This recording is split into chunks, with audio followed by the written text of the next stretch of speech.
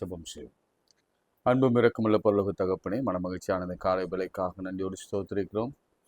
சேர்ந்து சொல்லுங்க. உன்னதமானவரின் மறைவில் இருக்கிறவன் சர்வ வல்லவரின் நிழலில் தங்குவான். நான் கர்த்தரை நோக்கி, நீர் என் அடைக்கலம், என் கோட்டை, என் தேவன், நான் நம்பி இருக்கிறவர் என்று சொல்லுங்க. சிங்கக்குட்டிகள் தாட்சியடைந்து பட்டினியாய் கிடக்கும் கர்த்தரை தேடுவர்களுக்கு ஒரு நன்மையும் குறையப்படாது. அதிகாலையிலே என்னை தேடுகிறவர்கள் என்னை கண்டடைவார்கள்.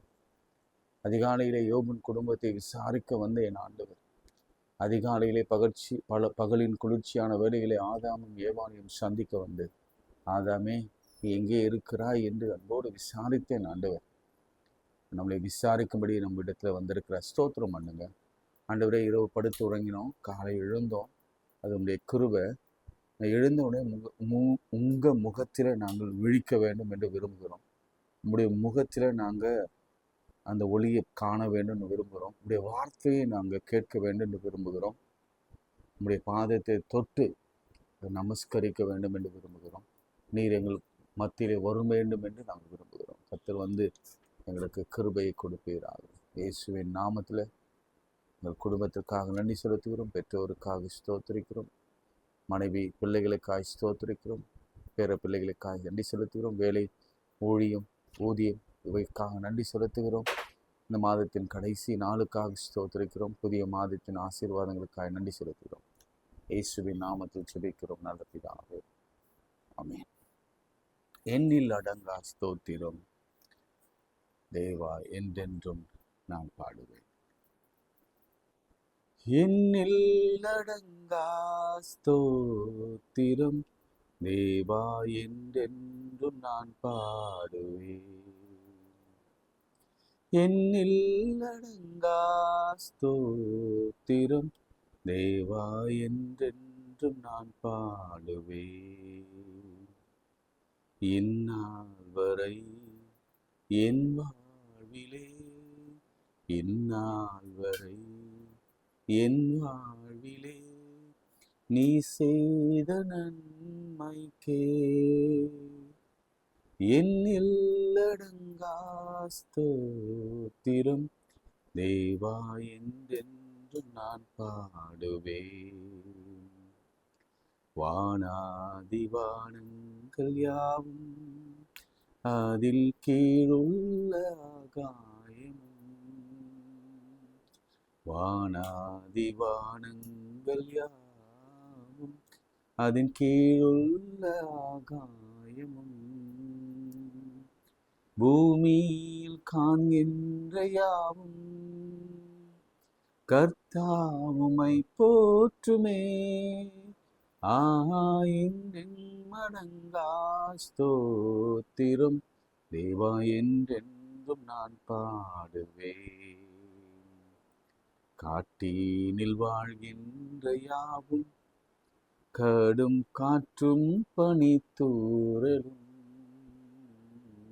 காட்டினில் வாழ்கின்ற யாவும் கடும் காற்றும் பனித்தூறலும், நாட்டினில் வாழ்கின்ற யாவும் நாதாவுமை போற்றுமே. எண்ணில் அடங்கா ஸ்தோத்திரம் தேவா, என்றென்றும் நான் பாடுவேன். நீரினில் வாழ்கின்ற யாவும் இந்த நிலத்தின் ராசிகளும், நீரினில் வாழ்கின்ற யாவும் இந்த நிலத்தின் ஜீவராசியும், பாரினில் பறக்கின்ற யாவும் பரனே உமை போற்றுமே. எண்ணில் அடங்கா ஸ்தோத்திரம் தேவா, என்றென்றும் நான் பாடுவேன். வாழ வயதுள்ளோர் யாரும் மிகும் வயந்தால் முயந்தோர்களும், வாழ வயதுள்ளோர் யாரும் மிகும் வயதால் முதிர்ந்தோர்களும், பாலகத்தம் வாயினாலும் மாடி உமை போற்றுமே. ஆஹா என்னில்லடங்கா ஸ்தோத்திரம் தேவா என்றென்றும் நான் பாடுவேன். இந்நாள் வரை என் வாழ்விலே, இந்நாள் வரை என் வாழ்விலே நீ செய்த நன்மைக்கு ஆஹா இன்னில் அடங்கா ஸ்தோத்திரம் தேவா என்றென்றும் நான் பாடுவேன். தேவா என்றென்றும் நான் பாடுவேன். கைகளை உயர்த்தி நல்ல கரங்களை உயர்த்தி நல்ல ஜெபம் பண்ணலாம். யோசுபாத்தின் ஜெபத்தை இன்னைக்கு ஏறெடுப்போம். ஆண்டவரை நிற்க பலனில்லை சொல்லுங்க எல்லாரும். நிற்க பலனில்லை ஆண்டவரை. இந்த ஏராளமான கூட்டத்துக்கு முன்பாக, எதிரிகளுக்கு முன்பாக, விரோதிகளுக்கு முன்பாக, வியாதிகளுக்கு முன்பாக, பலவீனங்களுக்கு முன்பாக, வருத்தங்களுக்கு முன்பாக, கடனுக்கு முன்பாக, சோதனைகளுக்கு முன்பாக, பாவத்திற்கு முன்பாக எனக்கு நிற்க பலனில்லை ஆண்டவரே. என் கண்கள் உண்மையே நோக்குகின்றன. சொல்லுங்க, என் கண்கள் உண்மையை பார்க்கின்றன. உதவி செய்யுங்க. எனக்கு தாசை வரும் பர்வதங்களுக்கு நேராக என் கண்களை ஏறெடுக்கிறேன். வானத்தையும் பூமியும் உண்டாக்கின கர்த்தரிடத்தில் எனக்கு தாசை வரும். கர்த்தாவே நீர் இறங்குங்க ஆண்டவர். யோசுபாத்துக்கு செய்தது போல கர்த்தர் எங்களுக்கும் நீர் பதில் கொடுப்பீராக. நாங்கள் துதி செய்ய தொடங்கின உடனே கட்டளை வெளிப்படட்டும். இப்பொழுது இந்த ஜெபம் முடிவுக்குள் ஆக எங்களுக்கு ஆசீர்வாதமும் நல்ல சுகமும் ஆரோக்கியமும் நன்மையும் கிருபையும் எங்களை தொடரும்படியாய் கிருபை பாராட்டுவீராக. இந்த ஜெபத்தில் தானே எங்களுக்கு ஒரு முடிவு இப்பொழுதே கொடுப்பீராக. இந்த மாதத்தின் கடைசி நாளிலே கர்த்தர் நீ கொடுத்த வாக்குத்தத்தம் நிறைவேறத்தக்கதாக இப்பொழுதே பதில் கொடுப்பீராக. நல்ல செய்தி வரட்டும் அப்பா. போராட்டங்கள் விலகட்டும், கடன் விலகட்டும். நல்ல செய்திகளை நாங்கள் கேள்விப்பட்டு உம்மை நாங்கள் ஆராதித்து துதித்து உமக்கு சாட்சியாய் நிற்கும்படியான கிருபையை தாரும். எல்லா வியாதிகள் மறைகிறது. நல்ல கைகளை பிள்ளைகள் மேலே வைத்து பிசாசு இயேசுவின் நாமத்திலே பிள்ளைகளை விட்டு அகன்று போகட்டும். எல்லா அந்தகார வல்லமையின் கிரைகள் பிள்ளைகளை விட்டு அகன்று போகட்டும். பிள்ளைகளை ஆசீர்வதித்து சோமனுங்க. கர்த்தாவே உன்னுடைய பிள்ளைகள் மீது பக்தி வைராக்கியமாய் நீர் இறங்கி வருவீராக. உன் பிள்ளைகளின் சமாதானம் பெரிதா இருக்கும் என்று சொன்னீர் அல்லவா? பிள்ளைகளின் சமாதானம் பெரிதா இருக்கட்டும். பிள்ளைகள் பள்ளிக்கு போகும்போதும், கல்லூரிக்கு போகும்பொழுதும், வேலைக்கு போகும்போதும் கர்த்தருடைய பரிசுத்த கரம் உடைய பிள்ளைகளை காக்கட்டும் என்று நான் ஜெபிக்கிறேன் அப்பா. வயது முதிர்ந்தவர்களை கர்த்தர் கண்ணோக்கி பார்த்து அவருடைய வியாதிகளும் பலவீனங்களும் நோய்களும் இருதயத்திலே, சிறுநீரகத்திலே, ஜீரண உறுப்புகளிலே காணப்படுகிற, நுரையீரலில் விசேஷமாய் காணப்படுகிற எல்லா பலவீனங்களும், அது கேன்சராக இருக்கட்டும், கட்டியாக இருக்கட்டும், இயேசுவின் நாமத்தினாலே அது விலகட்டும். எல்லா முழங்கால்களிலே காணப்படுகிற வலிகள், தோள்பட்டையிலே காணப்படுகிற வலிகள், நெஞ்சிலே காணப்படுகிற வலிகள் இப்பொழுது இல்லாமல் போகட்டும். கண் பார்வை தெளிவடையட்டும் இயேசுவின் நாமத்தினாலே. தொண்டையிலே காணப்படுகிற கட்டிகள், எல்லா கட்டிகள் மறைந்து, தைராய்டுகள் எல்லாம் மறைந்து கர்த்தர் கிருபையா இறங்குங்க ஆண்டவரே. யூட்ரஸ்ல கைகளை வையுங்கப்பா. பிற பண்ணுகிறவர், பிற செய்கிறவர் நீர். பிரசவிக்க பண்ண போகிறீர். ஸ்தோத்திரம். திருமண காரியத்தில் அப்படி கிருபையின் கரம் இருந்து நடத்தட்டும். இயேசுவின் நாமத்தில் ஜெபிக்கிறோம் பிதாவே, ஆமென். சங்கீதம் 133. நான் நேற்றே உங்களுக்கு சொன்னேன், நம்ம ஆரோனை குறித்து சிந்தித்து கொண்டிருக்கிறோம். அதனால இன்னைக்கு ஆரோனை பற்றிய ஒரு புதிய தகவல்கள் அல்லது இந்த சங்கீதத்தில் வருகிற சில ஆசீர்வாதங்களை நாம் பார்க்கலாம். சரிங்களா? எல்லாம் எடுத்துக்கொள்ளுங்க. நமக்கு எல்லாருக்கும் தெரிந்த ஒரு சங்கீதம் தான். சங்கீதம் 133. இதோ சகோதரர் ஒருமித்து வாசம் பண்ணுகிறது, எத்தனை நன்மையும் எத்தனை இன்பமும் ஆனது. இது யார் எழுதுனா அப்படின்னா தாவீது பாடின சங்கீதம். எப்பொழுது எழுதினார் அப்படின்னு சொன்னால் அதுக்கு ஒரு கான்டெக்ஸ்ட் கொடுத்துருக்குறாங்க. அந்த கான்டெக்ஸ்ட்டை பார்க்கலாமா? 2 சாமுவேல் 5ஆம் அதிகாரம் 3ஆம் வசனம். 2 சாமுவேல் 5ஆம் அதிகாரம் இஸ்ரவேலின் மூப்பர் எல்லாரும் எப்ரோனிலே ராஜாவிடத்தில் வந்தார்கள். தாவீது ராஜா எப்ரோனிலே கர்த்தருக்கு முன்பாக அவர்களோடு கூட உடன்படிக்கை பண்ணின பின்பு அவர்கள் தாவீதை இஸ்ரவேலின் மேலே ராஜாவாக அபிஷேகம் பண்ணினார்கள். தாவீது ராஜாவாகும் போது 30 வயதா இருந்தார். அவன் 40 வருஷம் ராஜபாரம் பண்ணினான். ஏற்கனவே நான் 106ஆம் சங்கீதத்துல தாவீது ஆரோனை குறித்து எழுதப்பட்டிருக்கிறத நான் உங்களுக்காக முன்னமே நான் வாசித்து காண்பித்தேன்ல. இது 2வது முறை தாவீதின் சங்கீதத்துல ஆரோனை குறித்ததான ஒரு செய்தி வருகிறது. 106ஆம் சங்கீதம் 16ஆம் வசனம், பாளையத்தில் அவர்கள் மோசேயின் மேலும் கர்த்தருடைய பரிசுத்தனாகிய, நல்லா கவனிங்க, திரும்ப திரும்ப இது ஆண்டவர் வலியுறுத்தி கொண்டே இருக்கிறார், பரிசுத்தனாகிய ஆரோனின் மேலும் பொறாமை கொண்டார்கள். பரிசுத்தனாகிய ஆரோனின் மீது அவர்கள் பொறாமை கொண்டார்கள். ஸோ நல்லா கவனிங்க, தாவீது ரிப்பீட்டடா ஆவியானவர் வழியாக இங்க ஆரோனை குறித்து எழுதுவதை நாம் பார்க்கலாம். 2ஆம் வசனத்துல 133, அது ஆரோனுடைய சிரசின் மேலே ஊற்றப்பட்டு அவனுடைய தாடியிலே வடிகிறதும் அவனுடைய அங்கியின் மேலே இறங்குறதுமான நல்ல தைலங்களுக்கும் ஏர்மோன் மலை மேலும் சீயோன் பர்வதங்களின் மேலும் இறங்கும் பனிக்கும் ஒப்பா இருக்கிறது. அங்கே கர்த்தர் இன்றைக்கும் ஆசீர்வாதத்தையும் ஜீவனையும் கட்டளையிடுகிறார்.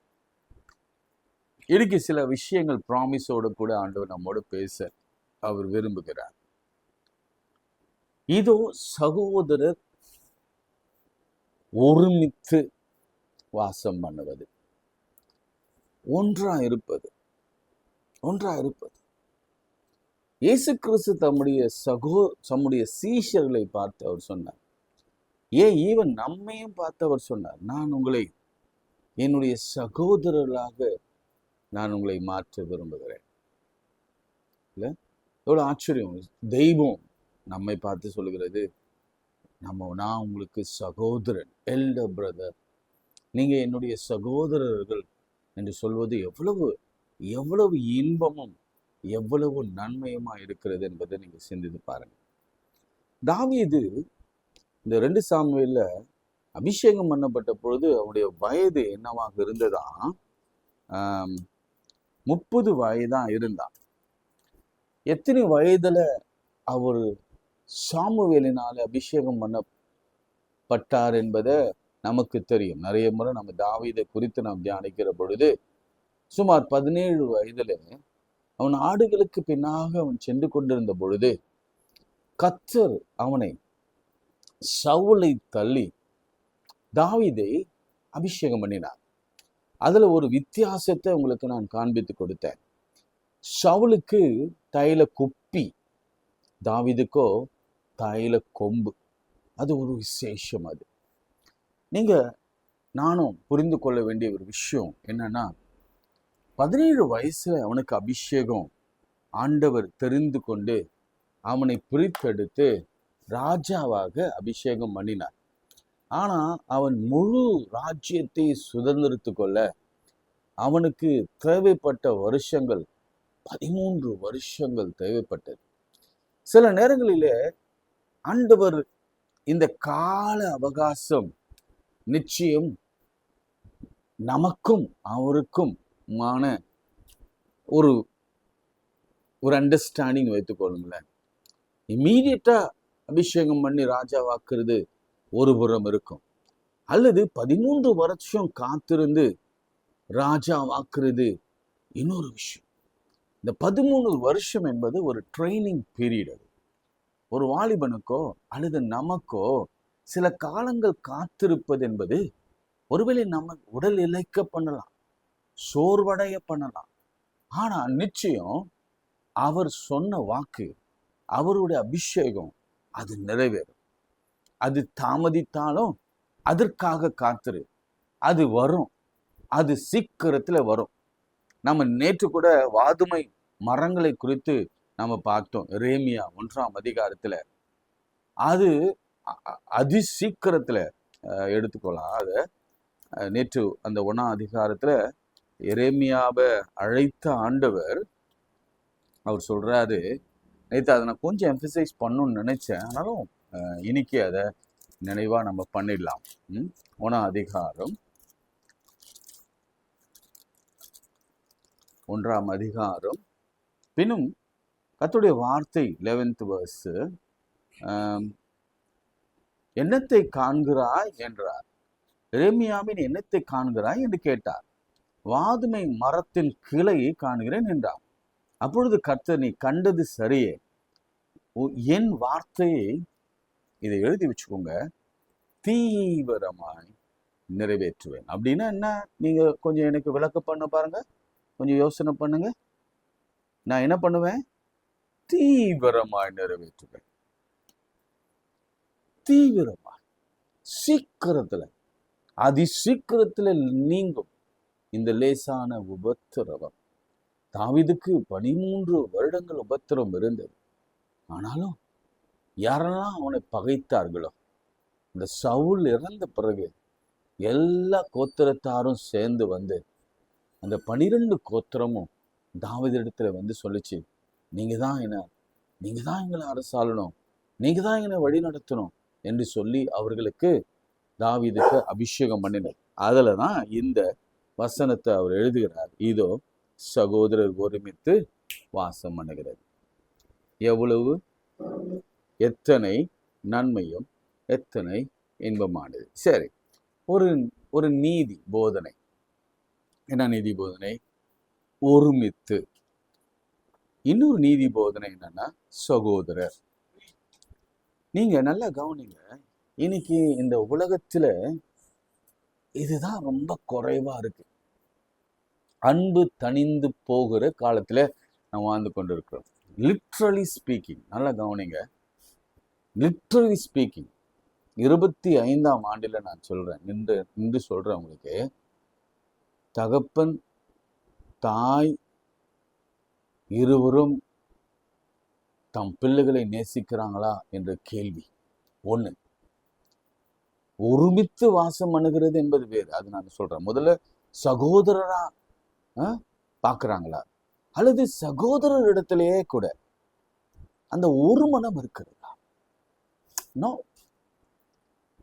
தாவீது அதுக்கெல்லாம் ஏங்கினான். தாவீதின் பிள்ளைகள், தாவீதுடைய தகப்பன் ஈசாய்க்கு 7 குமாரர்கள் இருந்தாங்க என்று சொல்லி சாமுவேலத்துல சொல்றார். இந்த 8வது குமாரனை அவங்க ஏற்றுக்கவே இல்லை.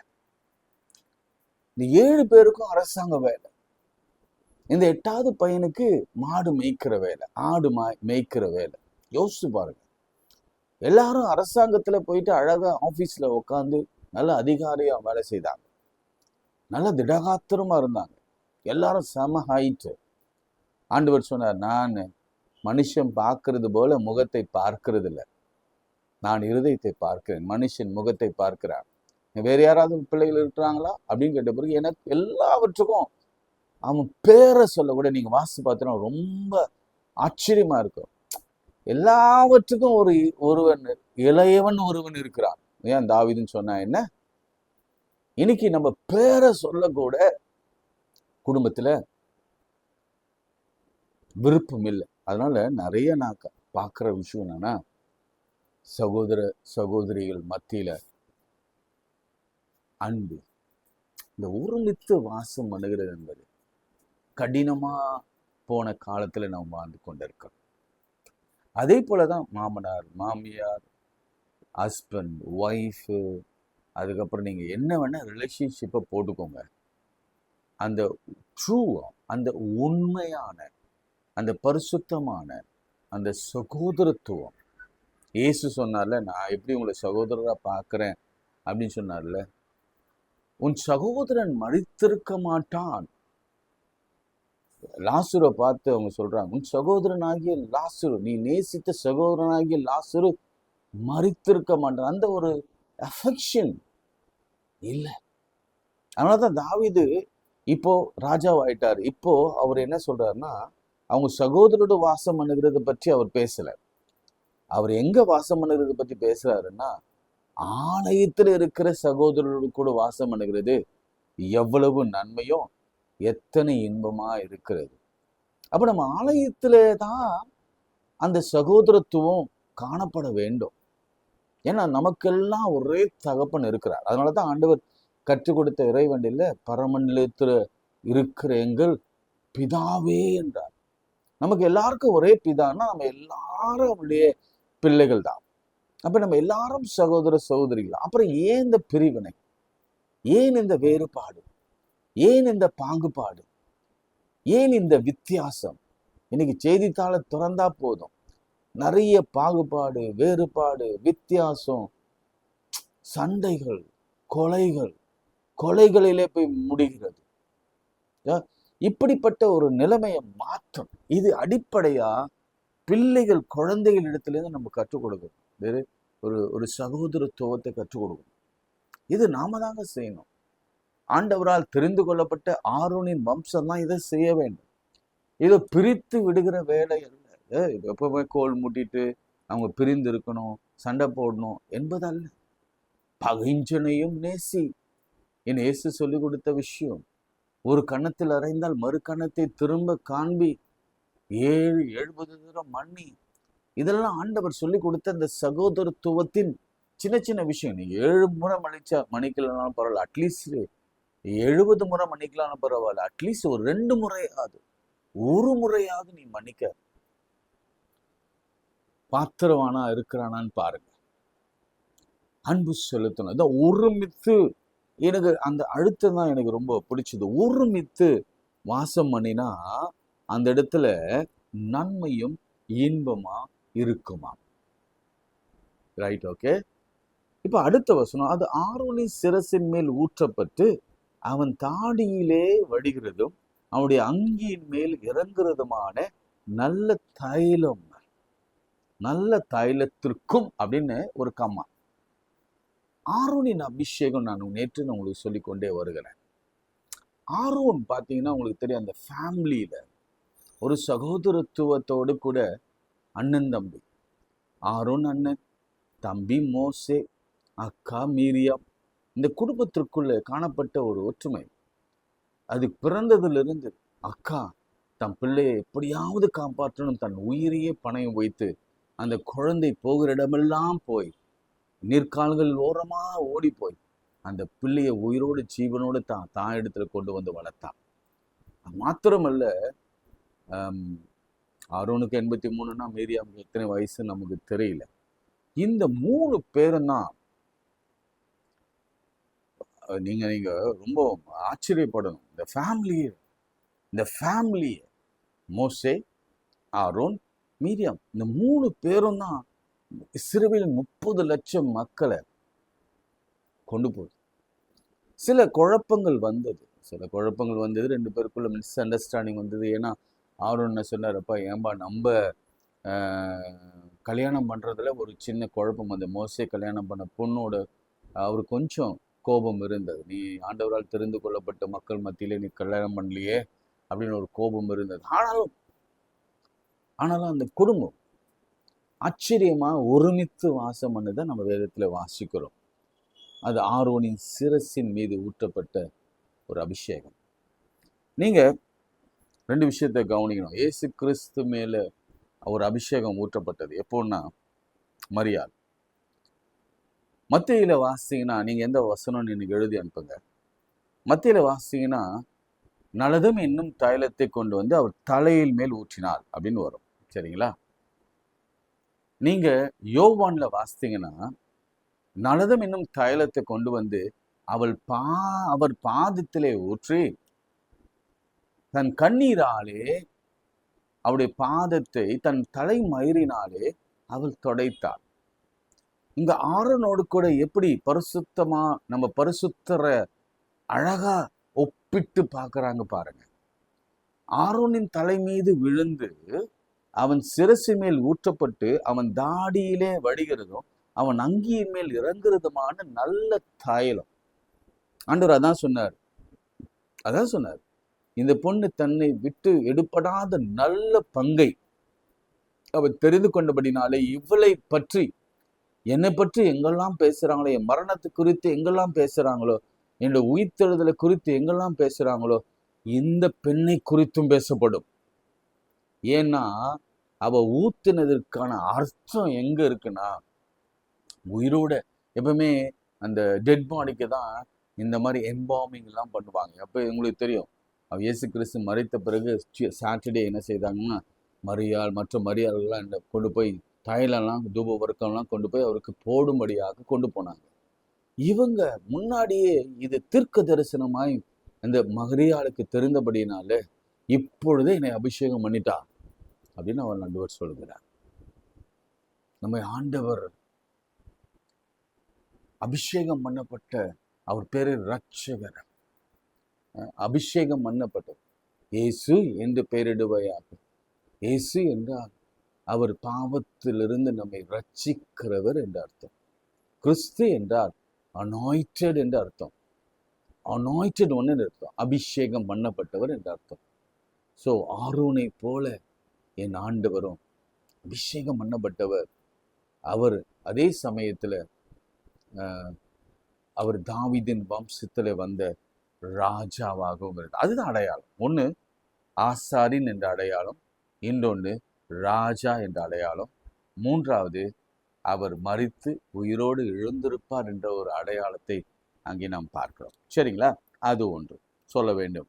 அடுத்து ஏர்மோன் மலையிலும் சீயோன் பர்வதங்களில் இறங்கும் பனிக்கு ஒப்பா இருக்கிறது. இப்போ நான் உங்களுக்கு ஒரு ஆசீர்வாதமான ஒரு வாக்குத்தத்த வசனத்தை நான் உங்களுக்கு காண்பிக்க விரும்புகிறேன். உபாகமம் 33ஆம் அதிகாரம், 33ஆம் அதிகாரம், Deuteronomy 33:13 யோசேப்பை குறித்து கர்த்தரால் அவனுடைய தேசம் ஆசீர்வதிக்கப்படுவதாக, அது வானத்தின் செல்வத்தினாலும் பனியினாலும் ஆழத்தில் உள்ள நீரூற்றுகளினாலும். எவ்வளவு ஆசீர்வாதம் பாருங்க. எடுத்துக்கோங்க, என் உபாகமம் 33ஆம் அதிகாரம் அதனுடைய 13ஆம் வசனம். ஈஸியா ஞாபகம் வச்சுக்கலாம். 33:3. ஓகே, 33:13 வாசிக்கிறோம் பாருங்க. யோசேப்பை குறித்து கர்த்தரால் அவருடைய தேசம் ஆசீர்வதிக்கப்படும். உங்களால தேசம் ஆசீர்வதிக்கப்படும். அது வானத்தின் செல்வம். கவனிங்க, இன்னைக்கு காலையில கர்த்தர் கொடுக்கிற பெரிய வாக்குத்தத்த செய்தி என்னன்னா, அபிஷேகம் பண்ணப்பட்டவர் நமக்கு கொடுக்கிற வாக்குத்தத்தம்னா, தாவீது போன்றவர்கள் தன்னுடைய ஆவியிலே நிரம்பி அந்த அபிஷேகத்தை குறித்தும் நன்மையானதை குறித்தும் நமக்கு விளக்கி காண்பிக்கிற வாக்குத்தத்தம் என்னன்னா, என்ன சொல்றாருன்னா, வானத்தின் செல்வம். இன்னைக்கு நமக்கு இந்த அடுத்த மாசம் எப்படி நம்ம ஸ்டார்ட் பண்ண போறோம்ன்ற கேள்வி. நிறைய பேருடைய கேள்வி என்னன்னா, நான் எப்படி இந்த கடன்கள்ல இருந்து வெளியே வருவேன்? நிறைய பேருடைய கேள்வி என்னன்னா, ஆண்டவரே என் பிள்ளைகளுக்கு எப்படி நான் திருமணம் நடத்துவேன்? இன்னும் பெற்றோர்கள் வயதானவர்களுடைய கேள்வினா, எனக்கு ஒரு வீடு இல்லை, அல்லது எனக்கு வியாதி வந்தா நான் மருத்துவ சேவை பெறுவதற்காக நான் என்னத்தை கொடுப்பேன், என்னத்தை சேர்த்து வைத்திருக்கிறேன் என்ற ஒரு பெரிய கேள்வி நமக்கு இருக்கிறது. ஆனா இந்த சங்கீதக்காரன் சொல்வது போல நாம ஆண்டவரோடு கூட ஒருமித்து நாம் இருப்போம்னா, அவரிடத்துல சகோதரத்துவமா நாம் பழகுவோம்னா, நன்மையும் இன்பமும் வரும். எப்படி நம்ம சங்கீதக்காரத்துல நம்ம பார்க்கிறோம்ல, நன்மையும் கிருபையும் என்னை தொடரும், நான் கர்த்தருடைய வீட்டிலே நீடித்த நாட்களா நிலைத்திருப்பேன். கவனிச்சீங்களா? 23ல இப்ப நான் வாசிக்கிறேன், அடுத்து வாசிக்கிறேன். பனியினாலும் ஆழத்தில் உள்ள நீரூற்றுகளினாலும், ஆழத்தில் உள்ள நீரூற்றுகளினாலும், சூரியன் பக்குவப்படுத்தும் அருமையான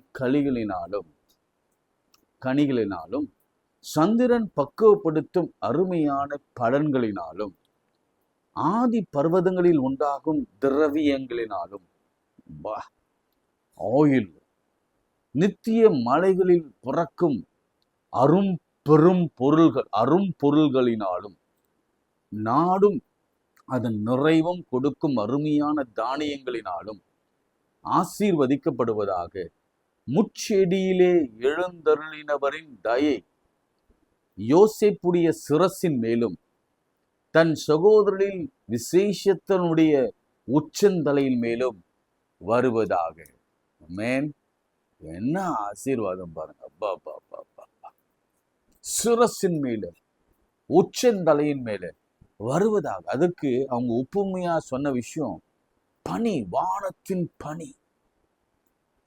இன்னைக்கு நம்ம இப்படி ஒரு ஆசீர்வாதம் எழுதி வச்சுக்கோங்க.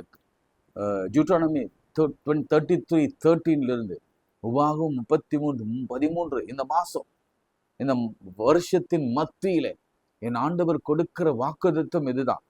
ஏன்னா இப்படிதான் வானத்தின் பணியினாலே அவர் ஆசீர்வதிக்க போகிறார்.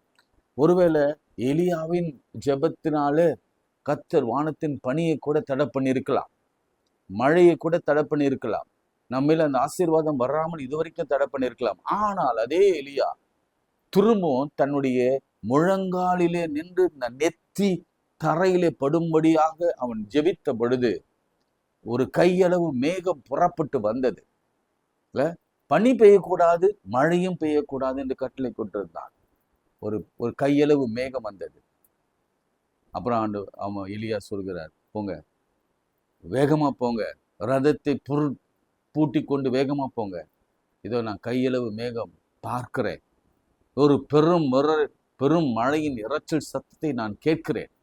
சீக்கிரம் மழை தடைப்படாதபடிக்கு, உங்கள் ஆசீர்வாத மழை தடைப்படாதபடிக்கு நீ வேகமா புறப்பட்டு போங்க என்று சொல்லி அனுப்பினான் கர்த்தர். அப்படிதான் இந்த மாசம் நமக்கு ஆசீர்வாத மழையை கொடுக்க போகிறார். பனியை கொடுத்த என் ஆண்டவர் எப்படி ஈசாக்கு ஆசீர்வதித்தார் தெரியுமா? பனியினாலே, விடிய கால பனியினாலே அவனை 100 மடங்கு ஆசீர்வதித்த ஆண்டவர் உங்களையும் ஆசீர்வதிக்க அவர் சித்தம் கொண்டிருக்கிறார். கடைசியா நான் முடிச்சிடுறேன். ஏர்மோன் மலையிலும் சீயோன் பர்வதங்கள் மேலும் இறங்கும் பனிக்குப்பா இருக்கிறது. அங்கே கர்த்தர் என்னென்றைக்கும் 2 விஷயம், ஆசீர்வாதத்தையும் பிளெஸிங், 2வது மிக முக்கியமான ஒன்று ஜீவனையும் கொடுக்கிறார். ஆமென். லைஃப், நன்மையும் கிருபையும் தொடரட்டும், நல்லதுதான், நல்லது.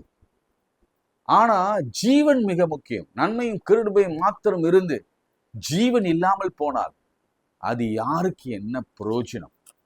இன்னைக்கு ஒருவேளை நீங்க பயந்து வாழ்ந்து, ஆண்டவரே என் ஜீவன் என்னை விட்டு எடுப்படுமோ, ஆசீர்வாதம் தான் எனக்கு கிடைக்கல, ஜீவனாவது இருக்குமா அப்படின்னு கேட்கிற உங்களுக்கு ஆண்டவர் கொடுக்கிற இரட்டிப்பான ஆசீர்வாதம் என்ன தெரியுமா? நான் ஆசீர்வாதத்தையும் கொடுப்பேன், ஜீவனையும் கொடுப்பேன். அல்லேலூயா. எத்தனை பேர் அதை விரும்புறீங்க?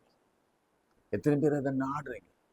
ஆண்டவரே எனக்கு ஆசீர்வாதம் வேணும், எனக்கு செல்வம் வேணும், எனக்கு வானத்தின் செல்வங்கள். அந்த வசனங்களை ஆராய்ந்து போனா அவ்வளவு ஆசீர்வாதங்கள் சிரசின் மேல யோசேப்பின் சிரசின் மேல ஊற்றினது போல, உச்சந்தலையில ஊற்றினது போல, ஆரோனின் சிரசின் மேல ஊற்றினது போல, தாவீதின் சிரசின் மேல ஊற்றினது போல. தாவீது சிரசின் மேல ஊற்றின போது அதிகாரம் கிடைத்தது. ஆரோனின் சிரசின் மீது ஊற்றின போது அவன் ஆசாரியனாக மாறி ஒரு 30 லட்சம் ஜனங்களை வழிநடத்தினான். யோசேப்பின் மீது, அந்த சிரசின் மீது அந்த அபிஷேகம் பனியை போல இறங்கினது போது அவன் என்ன செய்தான் தெரியுமா? எகிப்திலே பஞ்சம் வந்த பொழுது அவனை கர்த்தர் கவர்னராக மாற்றி அவனை அந்த 17 வயசுல கிடைத்த அந்த தரிசனத்தை நிறைவேற்றி அவனை பிரபுவாக, ராஜாவாக அவனை மாற்றினார். தொடர்ந்து வாசிக்கலாம். ஜெபம். அன்பும் இரக்கமுள்ள பரலோக பிதாவே, இந்த வேலைக்காக நன்றியோடு ஸ்தோத்திரிக்கிறோம். 133ஆம் சங்கீதம். சகோதரர் ஒருமித்து வாசம் பண்ணினால் நன்மையும் இன்பமும் உண்டாகும். 1, அப்படி வாசம் பண்ணனா நன்மையும் இன்பமும் இருக்காது. ஆகவே நாங்கள் இன்று ஒரு முடிவு எடுக்கிறோம், எப்படியாவது எங்களுக்கு இந்த உலகத்துல யாரும் எதிரிகள் என்று இருக்கவே கூடாது.